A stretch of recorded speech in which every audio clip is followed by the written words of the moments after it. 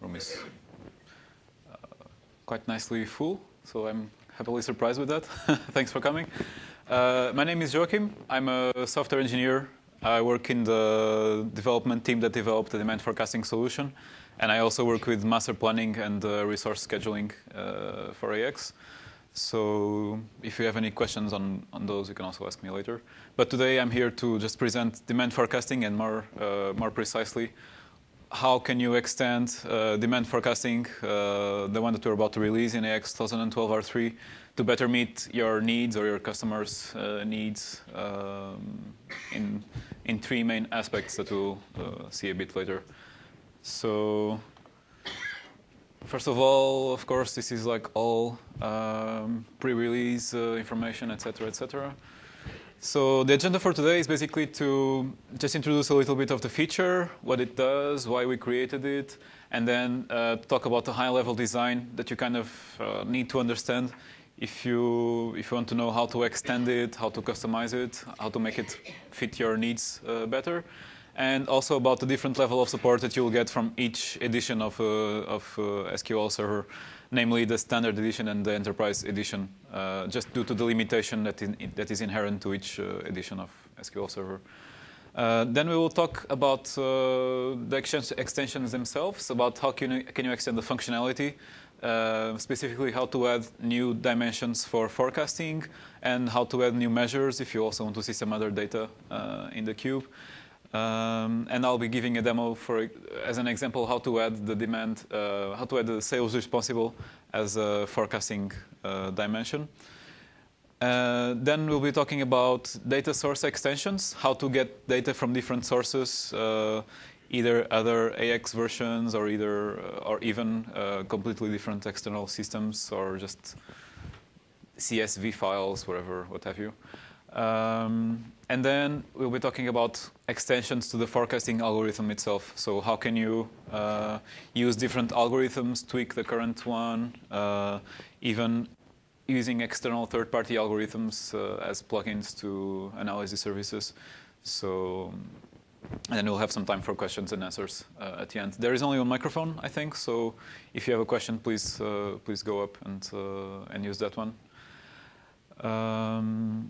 Okay, so a small introduction about the demand forecasting feature. We built this feature to kind of make use of the technology and some new stuff that's available in SSAS and analysis services, and at the same time support AX users into or during the forecasting process. So basically, give the users access to a big data set in an easy way through Excel, and build some intelligence into how you start forecasting. Basically, we analyze your historical transactions and we try to find correlations, trends, things that might not be obvious to a human because it's such a huge data set, or things are not so easy to predict, of course.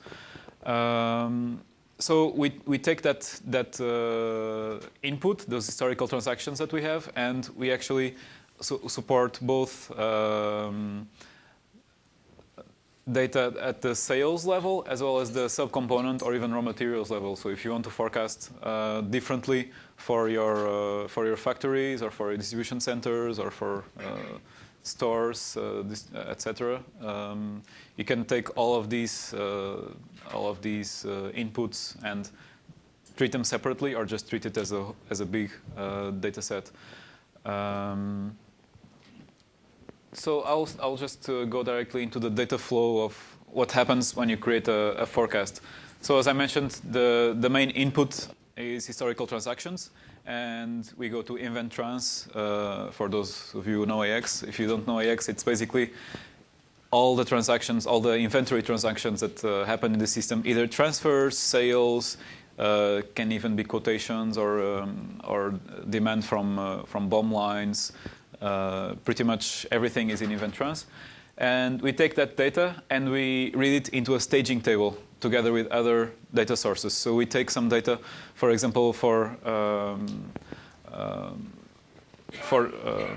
for having some geographical data or having some data about customers and customer groups that are related to the transactions that we were reading from historical table. And after we read this initial pass of data, we actually do one or several more passes to enrich and further process this data. So as I mentioned, you can have geographical information, you can have information about sites and warehouses, about other product dimensions, and these passes will be enabled or disabled based on whether you are forecasting by these dimensions. So you can actually choose the set of dimensions you want to forecast by. And if you, for example, don't want to forecast by customer, you don't need to include customer as a forecasting dimension. So it will be faster to generate the forecast and also less data to process. Then we take this data, we aggregate it by dates and dimensions, and we prepare it to be fed into a mining model. This mining model is part of SQL Server Analysis Services, and that's kind of the brain of the algorithm. It's the engine that finds the correlations and the trends in the data. So when we feed this mining model, it kind of learns about your data set. And of course, this is only part of the input. You can also control how the mining model works by giving it some parameters or some hints, for example, the periodicity or the seasonality of your data, or the seasonality of different product groups, because each product might have a different seasonality than another product, right? So based on this input, we then ask this forecasting engine for some predictions, and we import it into a different table. And that set of data that was predicted is our baseline forecast. It's basically the best guess of this forecasting engine to what the forecast will be or what the demand will be over the next X periods, X days or weeks or months, depending on what you want to forecast by. Then we take these two data sets, the historical transactions and the forecast, and we put it in a cube. And this cube is not something, it's basically a multi-dimensional data storage that allows the users to easily browse and slice and dice their forecast and their historical data by the dimensions that make more sense to them. And at the same time, we connect this cube to an Excel file for viewing, but also for editing the forecast. So each time you generate a forecast, it's not set in stone. You will have to give it to somebody to validate it, or maybe people will know that there are some campaigns or some products are phasing out. So you'll edit the numbers, the forecasted numbers, and publish them back to the cube. This also implies that all the data is not in Excel, it's in the cube. So you can have multiple copies of these Excel files distributed to several people. They can be editing or viewing the data at the same time. They can customize for themselves how they want to view the data, by which dimensions makes more sense. And at the same time, if you want, for example, to secure it or to only give access to the European data to the Europe sales team and to the American data to the US sales team, it means that the data never leaves the cube if it's not really available to that set of users or to that roles. So after the data is edited, validated by the users, finally we import it into AX, into the forecast tables. And this is the final step of the forecasting process, at which point MRP will pick up this forecast and together with all the other transactions that you might already have in the system, just build your master plan for the horizon that you have defined. So this is basically the whole flow of generating a forecast, and this diagram is the footprint, or sorry, is the blueprint for when you need to change the process, to extend it or customize it a little bit. Basically, these blue circles are the processes that you might want to customize or to add to. So for example, if you want to read some data from other sources, you'll do it during this additional enrichment process, so that you have the support for all the other processes based on what's already in the system. Or for example, if you want to modify the predictions from the mining model, you know that you have to go to this step. Or if you want to do some validations before importing into AX, that's the point you have to modify.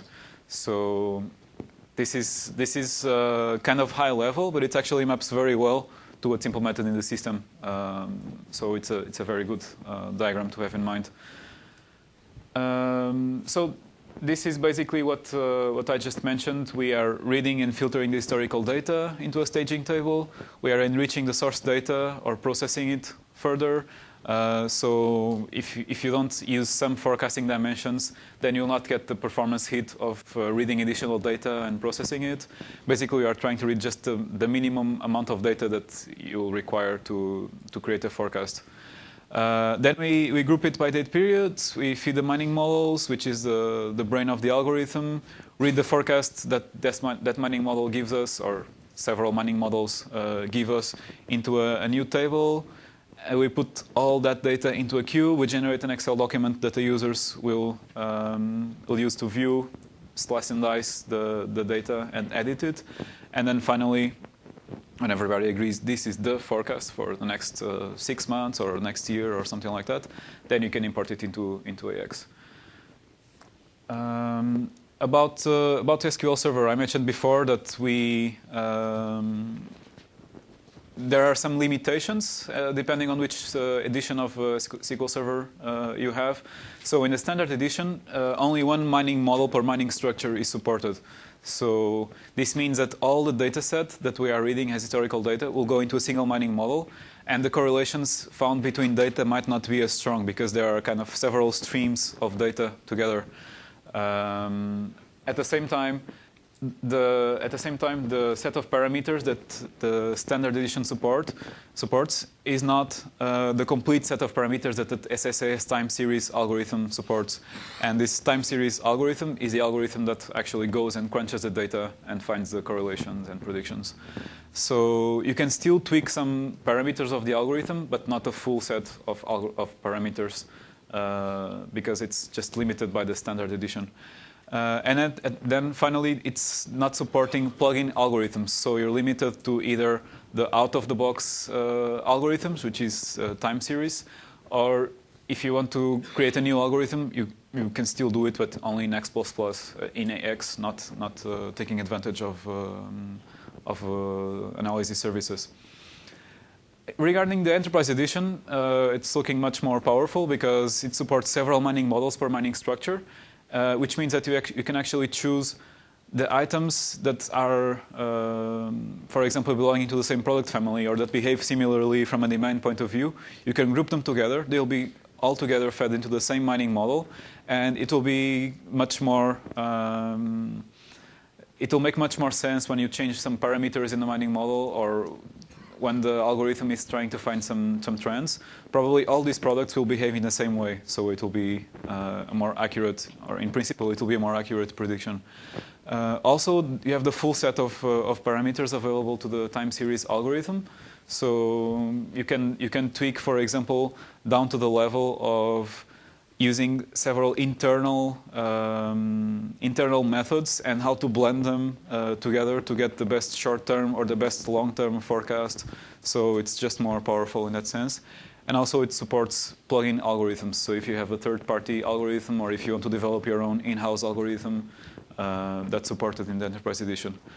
The good news is that we can have the best of both worlds now with SQL Server 2012, the BI edition, because it's priced like the standard edition, which means it's much cheaper than the Enterprise Edition if you don't need all the other features of the Enterprise Edition.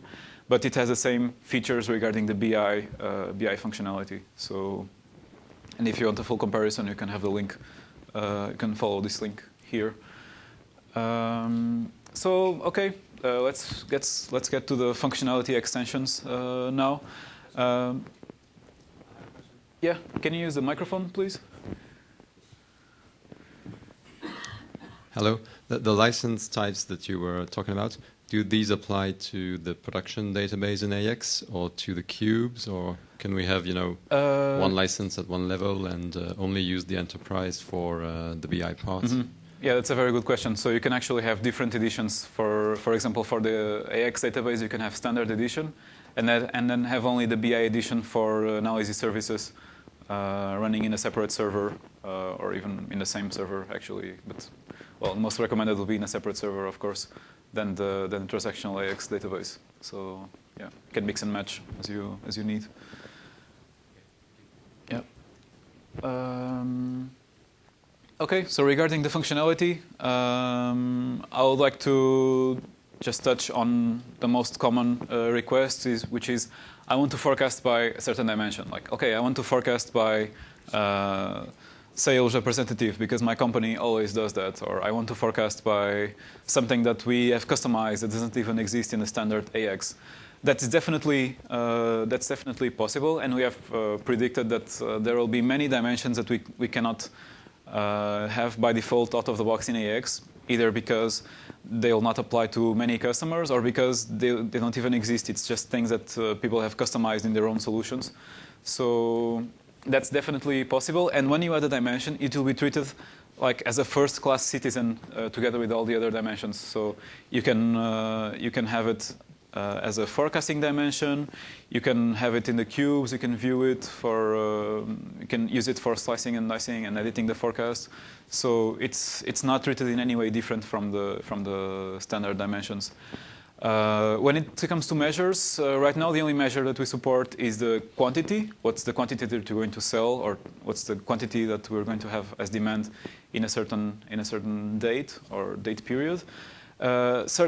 It's certainly possible to add more measures to the cube, either as calculated measures, which are not really physical measures, but they are just calculations that show up alongside the forecast, or as physical measures that are actually corresponding to something that exists in the database. For example, if you want to have what was the together with each transaction quantity, you might want to have the amount in dollars or in whatever currency that was that's representing this transaction. It's possible to add it to the cube, but we will only forecast in the built-in measure, which is the quantity. So that's one of the limitations. The common steps to adding a new measure. Now it's going to get a little bit more technical, but I think it's still important to know and to expose this. There is basically a common set of steps to adding either measures or dimensions. And the first thing is, of course, to add the relevant fields to the staging table and forecast table that we saw in the data flow diagram before. And if it's a new dimension, then you should add the fields to both of these tables, the forecast and historical table. If it's a new measure, then it depends to what it relates to. If it's only about historical data, then you only need to add it in the historical table. If it's a new measure that actually relates to the forecast, then you only need to add it in the other set of tables. And the next step would be to register the dimension and activate it in a setup form, because, as I mentioned before, we have a dynamic set of dynamic set of dimensions that you can use for forecasting, and not all of them are active. So by default, when you add a new dimension, it will be not active, and you need to go and select it to be used for forecasting. After that, you need to make it visible to the user. So basically, it needs to be visible in the cube and in the Excel file. So for that, we are just relying on the standard AX/BI stack, which is a definition in AX of what the cube is, called the perspective. And then there is a wizard in AX to generate a BI project based on that perspective. But this wizard might not do everything, so you might need to actually go and edit the project manually to add some relations or something like that. But once you do that, Excel will automatically pick up the new dimension because it's just a viewer for the cube. So everything that's in the cube will show up in Excel. And finally, after we add all the data support and support for viewing and editing this data, then we need to add a small class that will populate the data in the staging table. I'll show you now how to do this. So this is the AX development environment, and it might seem like a lot of changes, but actually it's not that many changes. You just need to know, like, step by step what to change. But this will be also published later, either with the content of this conference or as a blog post in the Dynamics AX manufacturing blog. So we will try to figure out what's the best way of publishing this, even as an XPO, so that you can see exactly what was changed and why. So as I was mentioning before, there are like three main steps to follow, which is the data model changes, changes in AX that will enable us to have this new measure or dimension. In this case, it's a new measure. New dimension. Then changes to BI elements, which is the analysis services project and the perspective that's behind this project, and then some code changes. So going a little bit into the data model changes, the first thing I actually did was to change an enumeration and add the new field called sales responsible, which is our new dimension. As you can see, this is basically the set of dimensions that we are supporting right now for demand forecasting. And once we added this new enumeration entry, we'll reuse it later. So for now, I'm not going to go too deep into that. The second stage is to change the forecasting tables. So we have the staging table, the forecast table, and one kind of new table that I didn't explicitly mention before called the change entry table. In our forecasting process, we know that users will actually make some changes, for example, 6 months out, and then 2 months later they will make a new forecast, and they'll still be using those changes that they made 6 months out, except now they are only 4 months in the future, right?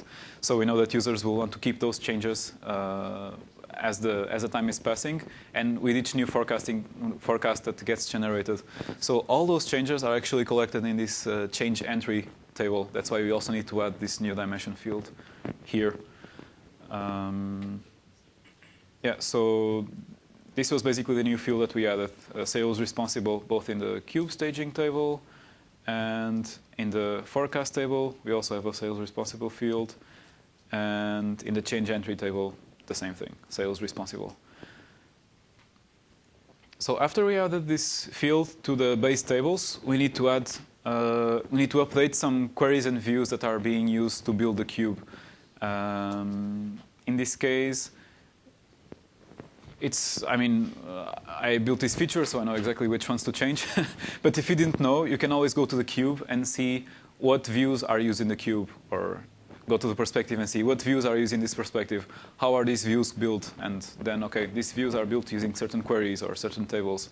So basically, you can go backwards from the BI elements to the source elements in the AX data.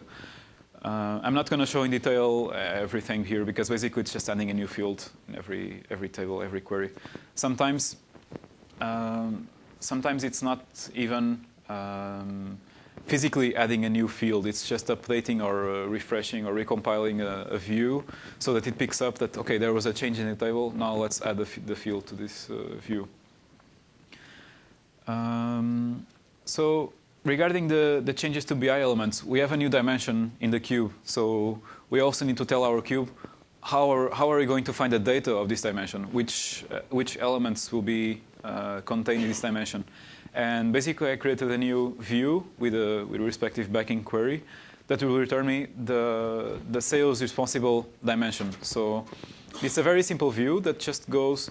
Actually, I didn't want to just return, for example, all the employees in the system or all the employees that are sales responsibles.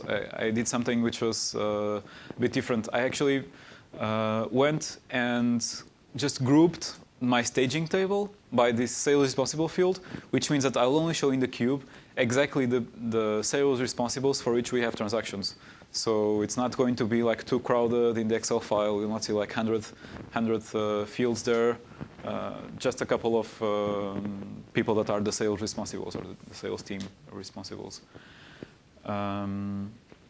Then, as I was mentioning, we have something called perspectives in AX. If you're not familiar with it, which is basically the basic metadata description of the cube that will be generated later.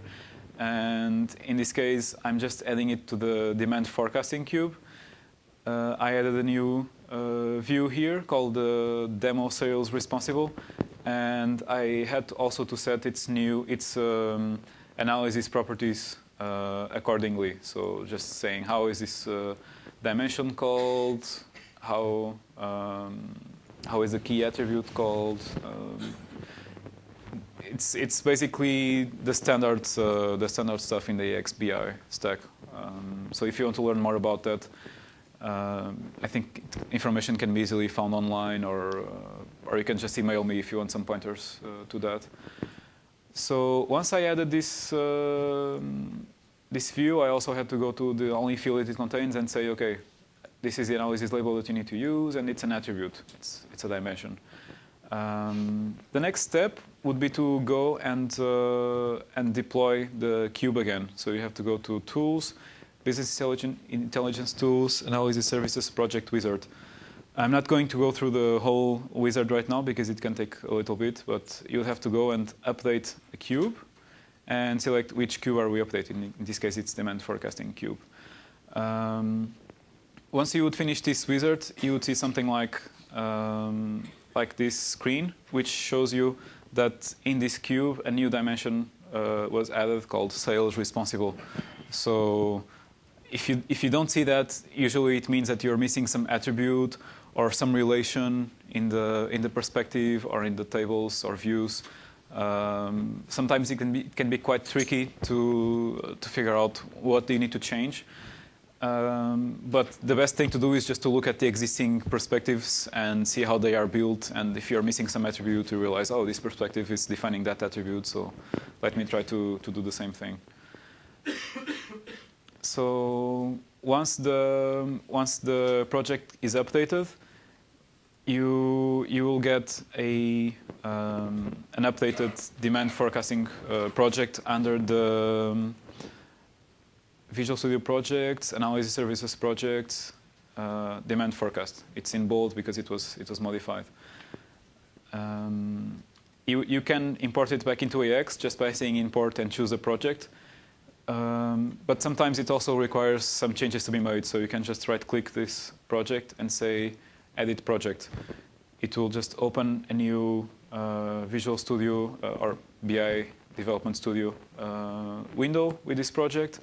And in my case, when I added this dimension, it didn't have any relations to the staging table. So I had to actually go here to dimensions usage. This might look quite complicated, but normally you wouldn't look at this window here. You just need to take more care about what dimensions are available in the cube, what cubes does this project contain, and what roles and measures are contained here. So in my case, when I finished all these steps from AX and regenerated or updated the project, I didn't have the sales responsible dimension here. So I'm just going to show you what steps were necessary to add it here. So basically, if you go to Add Cube Dimension, you can find the sales responsible as a dimension because it's already in the project, but just not in this particular cube. So what I needed to do is to go here and add some relations to the current cube, and the field names are even the same. So I didn't need to do much digging around to figure out how to add this relation. But of course, if you're not familiar with this whole stack, it might take some time to get up to speed and get things to work. And then I'll do the same thing for the other measure group. So we have this dimension available for both historical data and demand forecast, because we are also forecasting by this dimension. So after this step, what I did was to deploy this project, and then right now we're editing this project in the outside of AX, not in AX. So you need to check this path and import the project back to AX, or just deploy it from here, also using the BI wizard. So once you deploy this project, you have everything that you need from a data model change and from a BI project change perspective. The last thing remaining is to actually add the code that will populate the data into this dimension. So remember that the first step that we did was actually to modify this enumeration that contains what are the forecasting attributes available. Now is actually the time for using it again, and we would have to go to a certain macro, which is called recdemplan. It's just the main definitions for demand forecasting.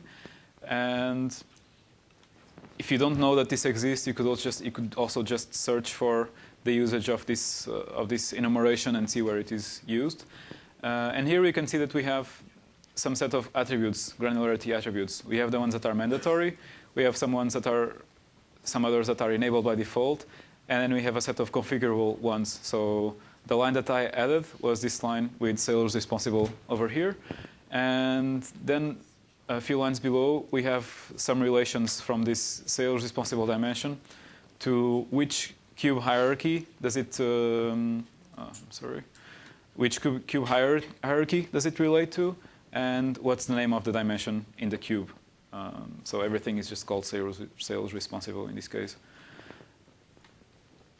So from this point, you can actually already go to AX, and in the demand forecasting parameters form, we are exposing the set of forecasting dimensions you can use, and you can see now that sales responsible is available as a forecasting dimension. So I'm just gonna drag it to the, add it to the right side, and right now we are forecasting by sales responsible. The final step, as I mentioned, is to actually populate the data in this staging table, and we are leveraging something called the sys extension framework. For those that are not familiar with that, it's just basically it's a method of adding extensibility and customizability without making you actually go and change the code. So you just need to create, in this case, a new class that inherits from a certain interface and also exposes a certain attribute. And we will have a description here so that you can later see in the demand forecasting session log what was done by this new processor class. And the execute method, it's basically just a query that says, okay, update the staging table and set responsible to something based on some query. So it's like really contained, and you can almost read in one screen what it does. The thing that I mentioned before is that if you don't have a certain dimension enabled, you will not do any processing. So if you create your own dimension, you should also take care of not really populating that all the time if it's not being used at the moment. So that's basically provided by the attribute manager object that is passed as part of the interface of this method. So with this, we can go to AX and generate a forecast by using this dimension. So normally an Excel file is generated for you every time you generate a forecast, but I generated one previously and modified it a little bit so that I could show some things a little bit better. And this is another thing of the demand forecasting solution. If you have an Excel file with some changes that you customized, that you changed, for example, you added some dimensions, you added some filters, etc., you can actually keep this file every time a new forecast gets generated, and you just need to update the data from the new data in the cube. Basically, you don't lose any of your customizations to the Excel file. So this is my Excel file. As you can see, the numbers changed a little bit from the last time I generated the forecast. And if I go to browse the set of dimensions that are available, I should see sales responsible now here. Okay, so here it is. Yeah, so now we have our forecast by sales responsible. You can see that Carl has been selling only in November and December, and Susan has been selling the rest of the year except November and December. So we have very different numbers for both sales responsibles. And this is of course a consequence of using another dimension. If we didn't use sales responsible as a dimension, the data would be more aggregated, and then we would have a different forecast because they're just different numbers. It's a different series of numbers. Yeah. So from this point, you can do everything else normally as you would do with the rest of the forecasting process. Okay, this is a lot of stuff to take in, so I just included some sort of cheat sheet in the slides. You'll be able to download it later, but it's basically just some pointers to the main tables you need to modify, or where to find definition of these dimensions, these macros, which cubes you can update, because so far I've been only talking about generating a forecast, but we also support calculating the accuracy of your forecast. So you can actually go back after you generated the forecast, or even the forecast that was manually entered in Dynamics AX. You can go back and calculate the accuracy of that forecast.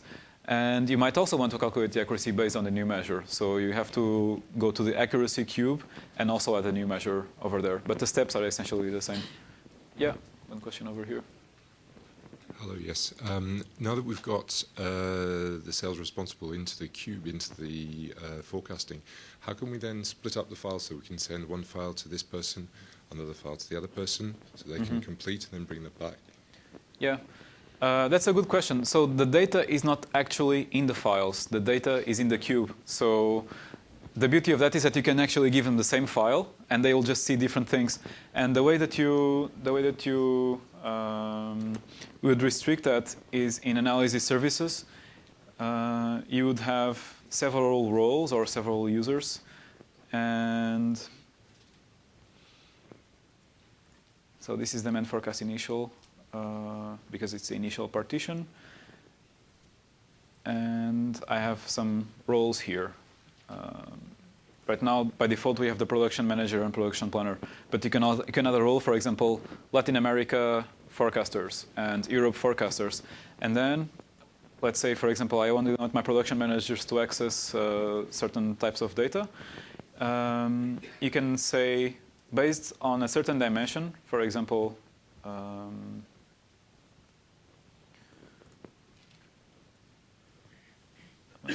for some reason, I cannot edit this right now. Maybe because I don't have any users there.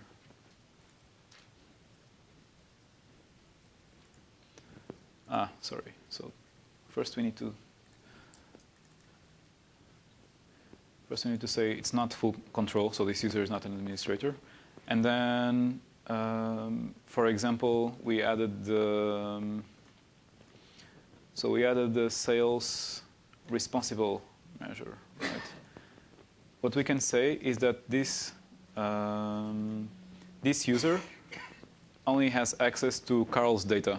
So from this point on, whenever you actually look at the cube, if I'm Carl, I will only see the data that is related to Carl, the sales responsible, and I will not see the data that Susan is assigned to. And you can actually make a combination of these. So I could say my production manager can see Carl and Susan, but not Eric or somebody else. So this is all controlled by the standard security features in analysis services. Sorry,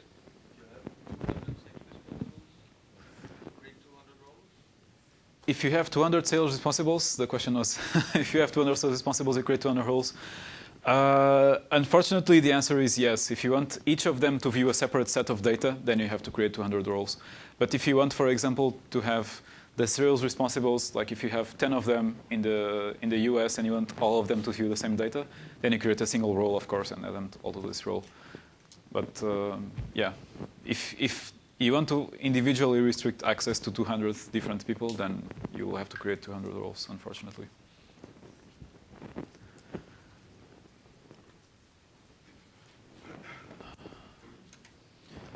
Okay, so moving on from here, I'll try to speed up a little bit because I think I'm using quite a lot of time already.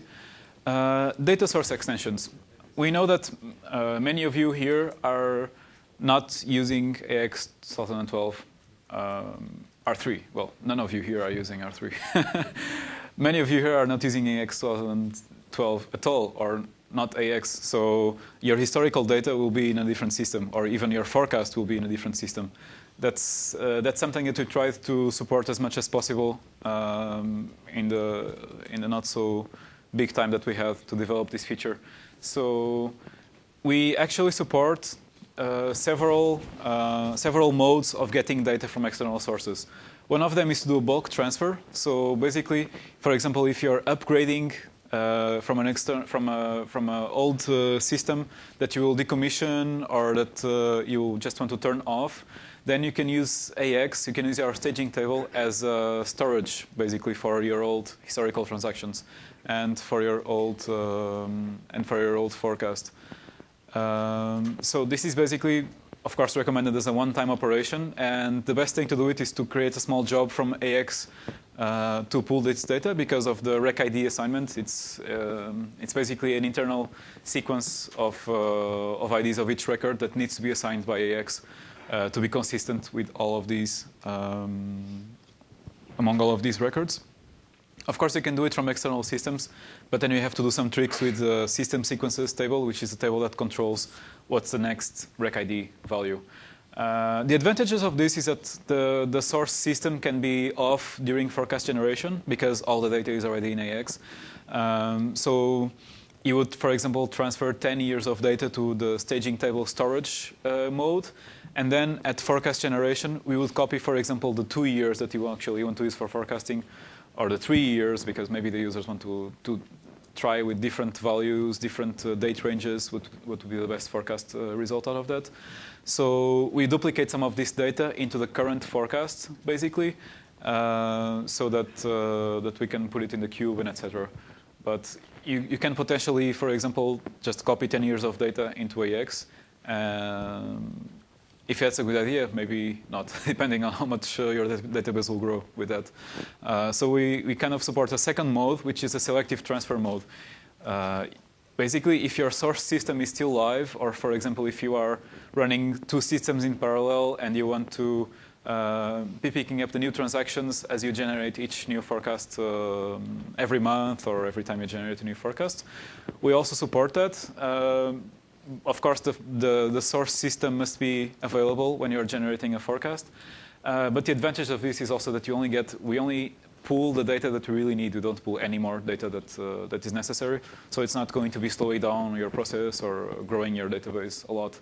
And of course, this can be combined with the bulk transfer. So you can, for example, transfer from 5 years ago to 1 year ago in bulk, and then just transfer the last year as transactions are getting updated into the external system. There are some constraints to this, though. The main constraint is that the master data must already exist in AX. So we're talking about products, dimensions, customers, sites, warehouses, etc. So if you're, for example, not doing a one-to-one upgrade and keeping your item structure with a new installation, you might need to create some sort of translation table to say, okay, my old item ABC is now called 000123 or something like that. But basically, all the data is assumed to be related to the master data that exists in the current AX version that you're using. Also, the transactional data must match the unit of measure in AX. So if a product is stocked in kilograms or in pallets or in units, then we are supposing that the transactions from the external system will also be in this unit. And if it's not, then you need to do some extra unit conversion.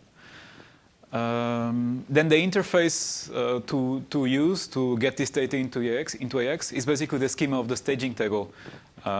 It's this set of fields that we see over here that you need to fill, but not all of them are mandatory. So as I mentioned before, you don't need to forecast by all the dimensions. You don't need to have everything enabled at once. But there are some fields that are mandatory. For example, the data source, the version, those are given by the system during the forecast generation. But then transaction quantity, transaction date, transaction type, they are fields that you need to fill in, and also allocation key and site because they are mandatory dimensions. There are other fields which are optional, but those you don't really need to fill in unless you have those forecasting dimensions enabled, of course. So a quick demo of this. I'll just show how to get data from an external system that I have installed over here, which happens to be X 2009. I added some sales lines with some item IDs that you might recognize if you visited the lab that we had yesterday. Basically, we have some historical sales that we want to use in the forecast of the current AX version. And to do that, what I needed to create was just one class, actually. And I modified something else, but I will show you right now.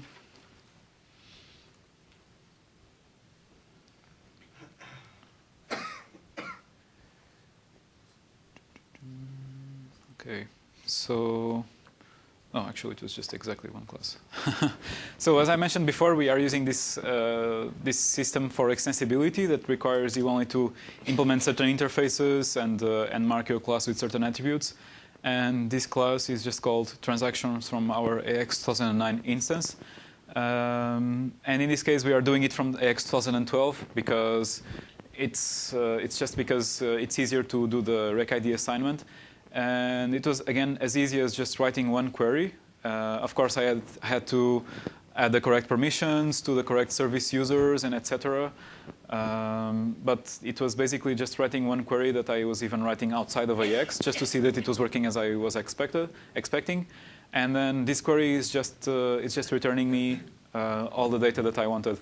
I even already knew about the sales responsible dimension, so I just also tried to include it into this query, and I didn't really have that much overhead from this extra dimension. So after we get this, after we get the result of this query, we just need to fill basically a staging table record that is already given to us by the caller of this addition to this service. So it's basically just saying, okay, give me the next record and insert it in the database. It's going to be a direct insert, almost a direct insert, because there is no validation required. It's basically as fast as it could be if we're inserting record by record.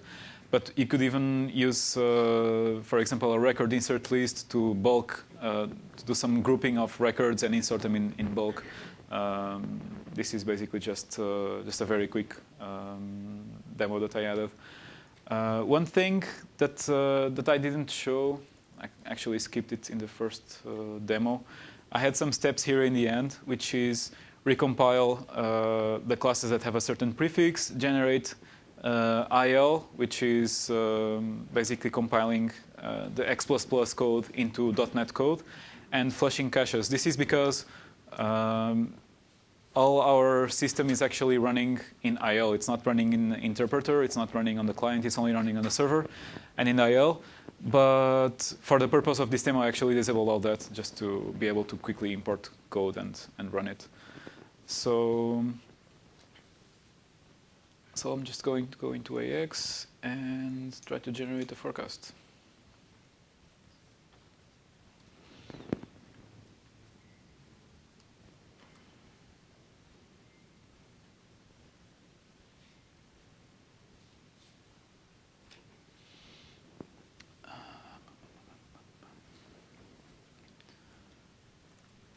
And I already ordered my, I already have my Excel file set up as I want to. So the only difference that we will see is that some numbers here will change. Okay, the forecast is generated. So now if we go and refresh the, okay. I forgot about my own advice to flush the caches. That's just because the CIS extension framework that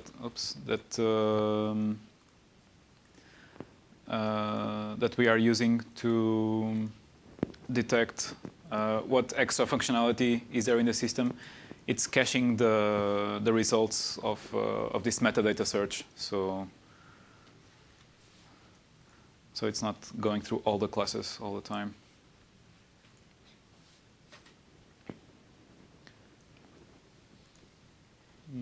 That's funny. Let's try to compile harder.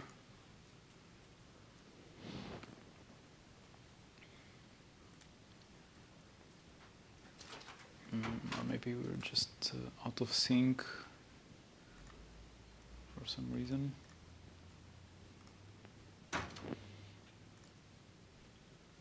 Okay. Something happened with my AX. Not sure exactly what. Sorry? Normally you have to generate that, but I disabled it. I disabled CIL. So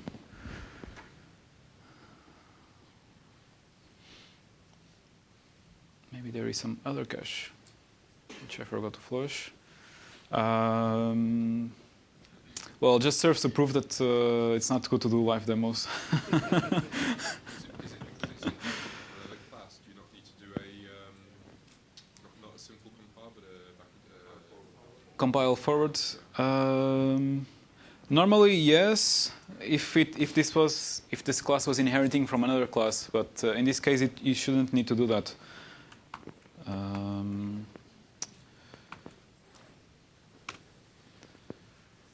I believe it might be just some metadata that got out of sync with some cache.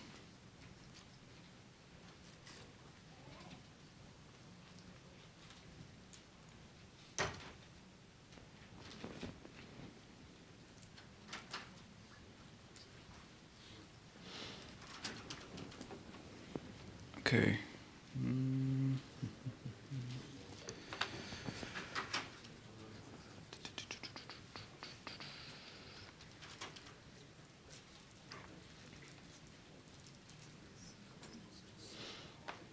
And it's almost there, I hope. Okay. Okay, so I have some weird freeze panes.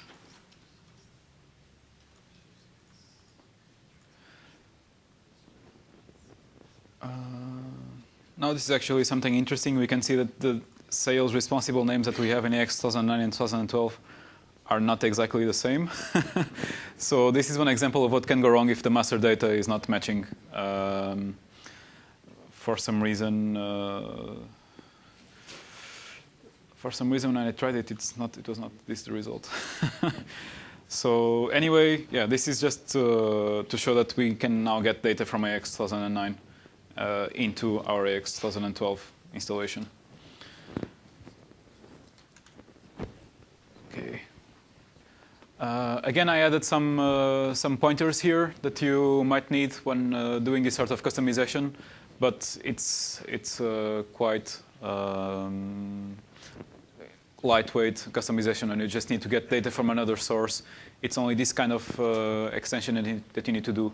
The same thing if you wanted to post-process the data that was already in AX, for example, to do some calculations or to get data from another system based on the first set of data that you got in the AX, then it would just be this second set of classes, the staging table processor instead of the staging table filler.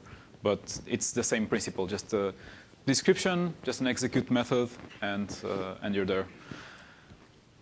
Again, this will all be available after the presentation.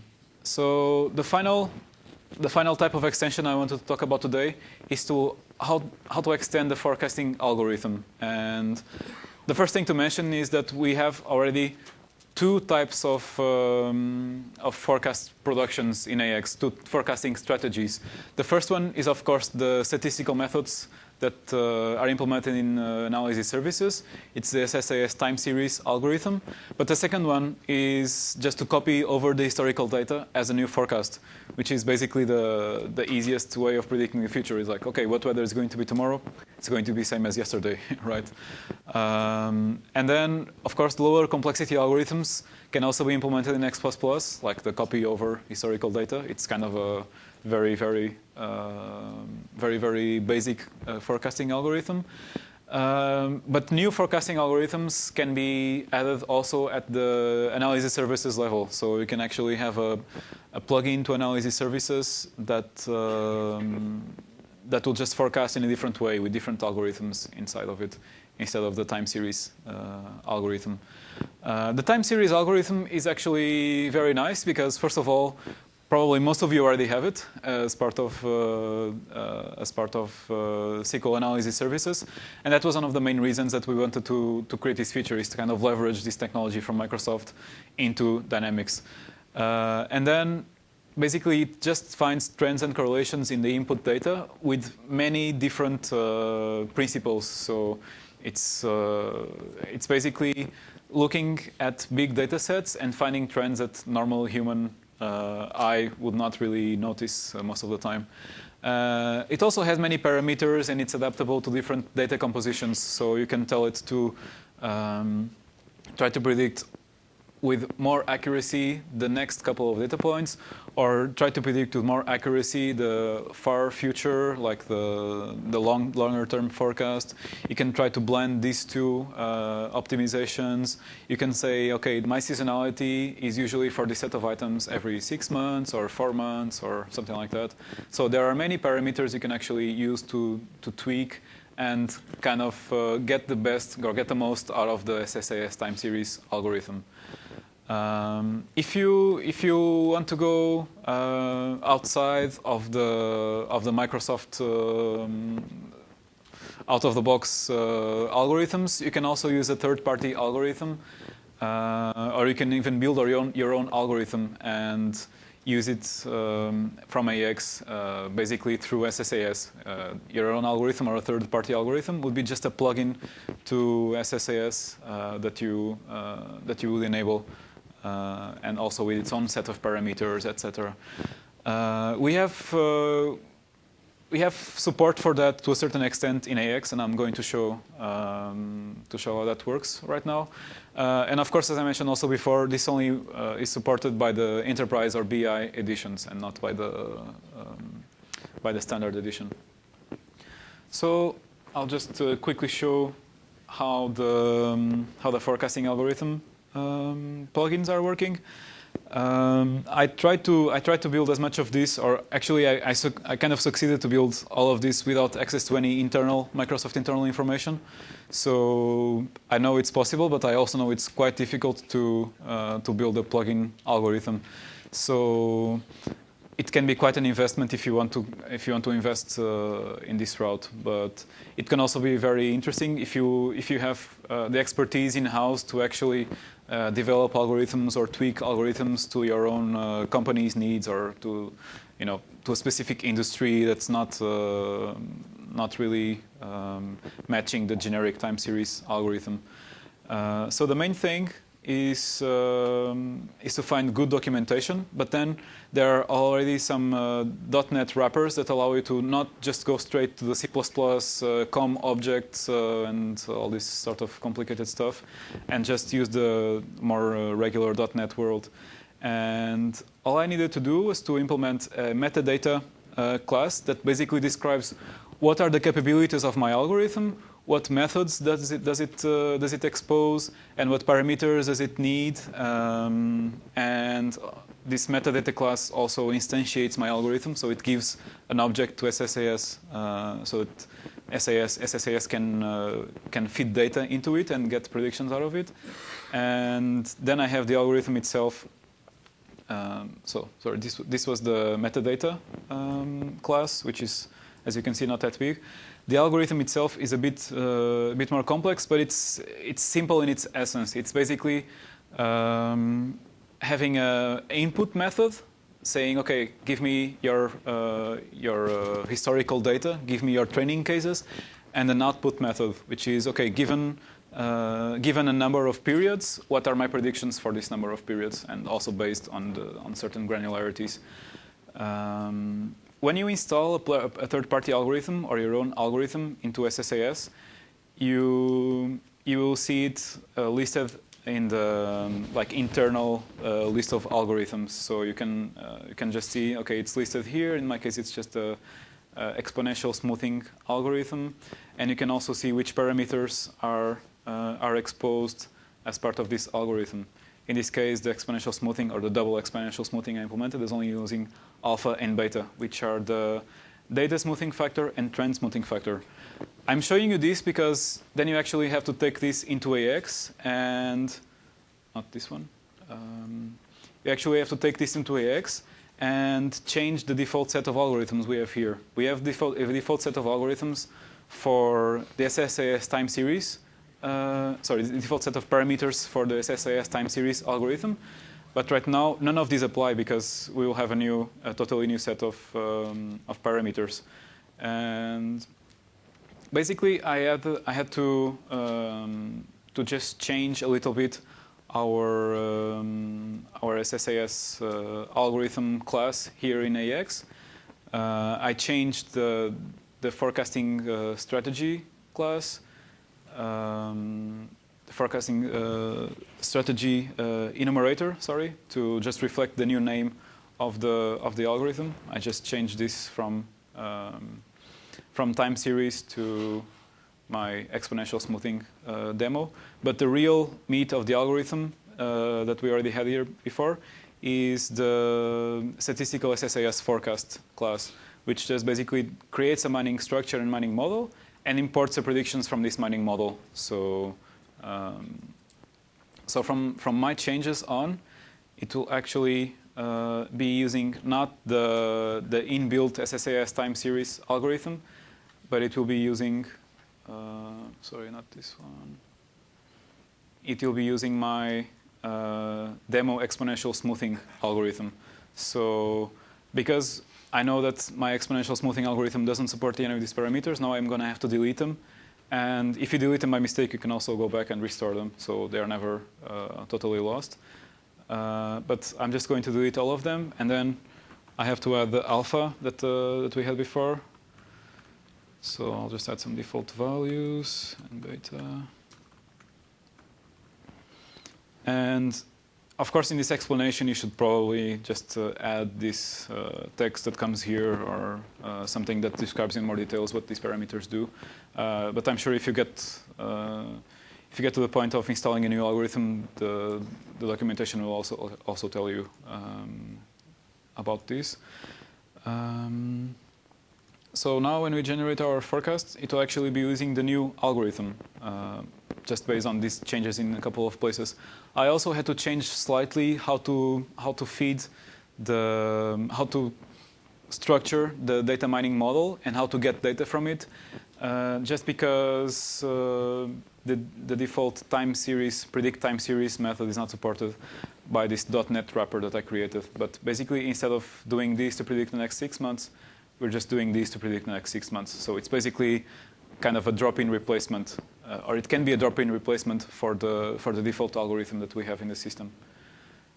So now that we have generated the forecast, we can actually see the result of the new algorithm, which is actually totally different from what we got from SSAS time series, just because it uses a totally different method for predicting. For example, it doesn't handle some cases, or it produces some different numbers here and there. So yeah, basically the advantage of having a plugin algorithm is that you can really tweak it to your business or to your specific industry, or build some sort of more intelligent heuristics in it. So it's just something beyond the defaults that we have in SSAS time series. But it's not something that I expect not everybody will have to do that. I expect not a lot of people will have to go and write their own algorithm. So then, of course, I have some pointers for how to create plugin algorithms, also how to get some information. I have the next slide, actually, how to go about and figure out what I need to implement, what interfaces are needed for the plugins to be correctly imported, and for SSAS to actually work well with them. So, and also one small reference to compiling this .NET project, which ships with the feature pack for SQL Server 2005. But it can be quite tricky to actually get your own project to play well with SQL Server and this wrapper project. But yeah, as I said, all of this is available out there. You don't need any special information from only Microsoft internal tools or resources to build any of this. Yeah, so that's what I had for today. If you have any questions about any part of the presentation, please let me know. Yeah. Hi. We have customers, obviously, who are on 2012 who want to use Demand Planner, but they're already gone live. They don't necessarily want to move into R3 straight away. I saw code that was basically going. How could we actually go about installing demand forecasters, right, as a simpler for them. Sorry, I didn't get the whole question. They are not going to migrate to R3. We have customers who'd like to use the tool, but they don't want to move to R3 straight away. Would we be able to set up a separate R3 database? Are we going to have to use like SQL commands to get the data in, or is there some other way of doing that? Even if it's within 2AX instances, the easiest thing is to actually query the database directly. The thing is that there are, of course, some changes in schema and some incompatibilities that don't allow it to just come directly from R2 to R3 by copying a table or something like that. So if they don't want to migrate to R3 immediately, they could potentially have a separate instance of R3 just for creating the forecast, and then copy the results from the forecast sales and forecast event table back to R2, because those, I believe, they have not really changed between R2 and R3. At least. Is there any plan to backport that onto like R2C7 or something like that? Right now, I cannot really say we have any plans for that. So I cannot say if or when it will be done. Sorry.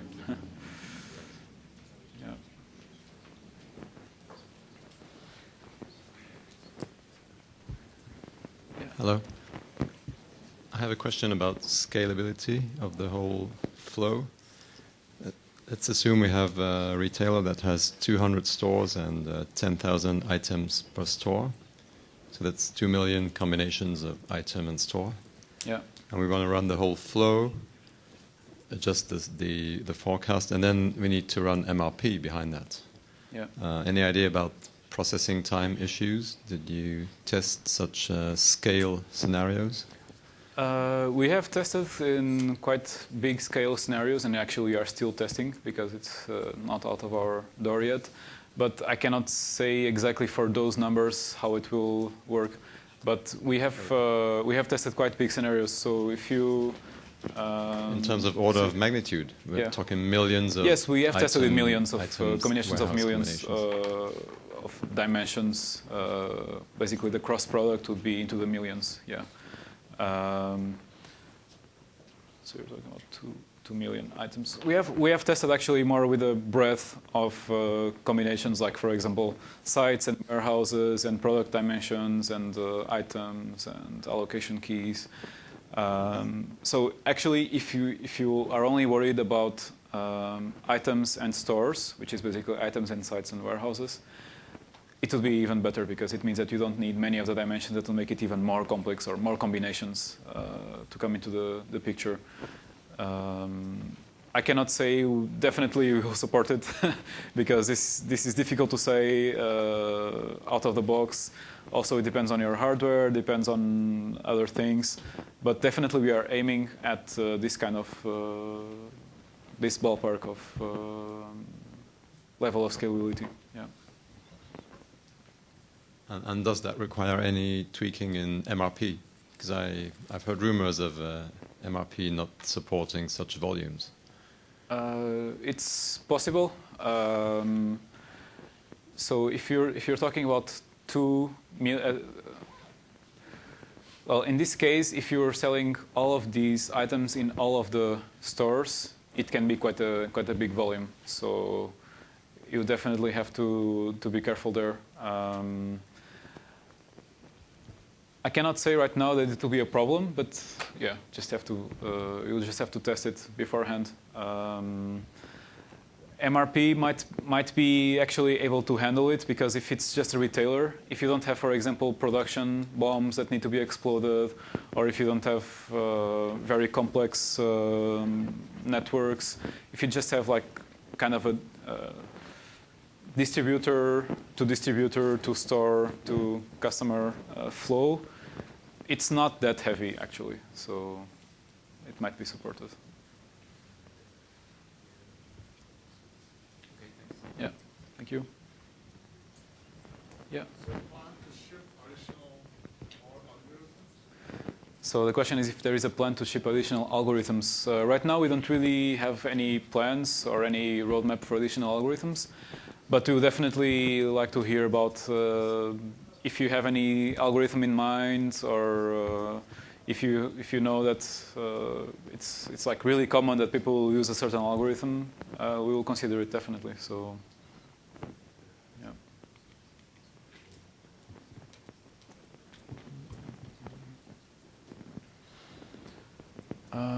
Okay, I think we're almost out of time. So just thank you for coming and enjoy the rest of the conference. Thank you.